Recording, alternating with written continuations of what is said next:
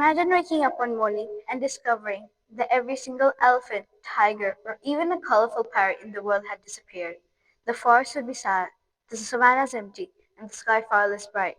No roar of a lion, no flutter of wings, no sound of birds greeting the morning. It may sound like a sad story, but it's one that's already unfolding. Scientists estimate that about 1 billion species are now at risk of extinction, and every day more animals are pushed closer to disappearing forever. If we don't act now, we might have to explain to the future generations why we let some of the world's most extraordinary creatures vanish before their eyes.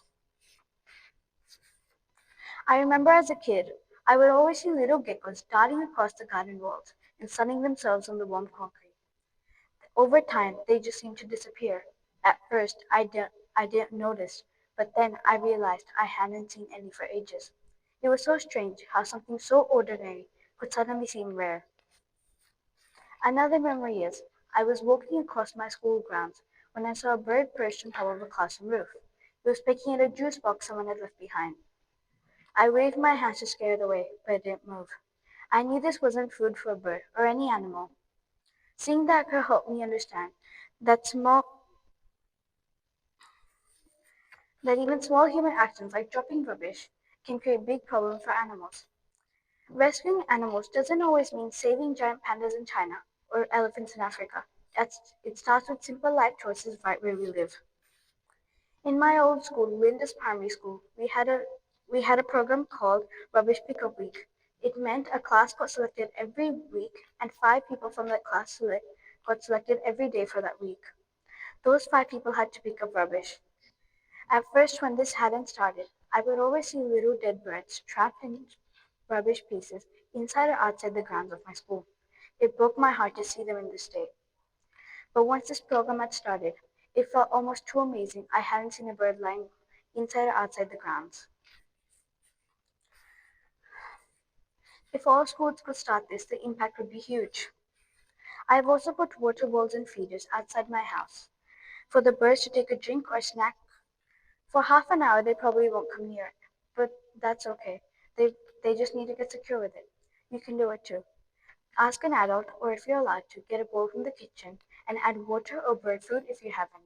Then simply place it outside the house. If you check half or an hour later, there will be a crowd of crows and sparrows drinking from that one bowl you put outside. This will help the birds know when thirsty or hungry. We can also recycle. We can also use reusable bags, straws, and bottles.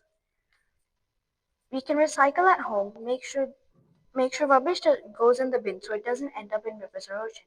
We can even choose products carefully, like avoiding things made out of palm oil that destroy rainforests. And and most importantly, we can speak up and share what we know, because the more people care, the more people act. The extinction crisis may seem too big for one person to solve, but history shows change often begins with ordinary people who care. Think about the school children who start recycling programs, or the communities who ban single use plastic. Those ideas start small and spread across the world. We as young people have more power than we think. So, do we want to be remembered as a generation that watched the animals disappear, or the one that stood up and protected them? If we don't manage and protect our animals, extinction is the end result. Thank you.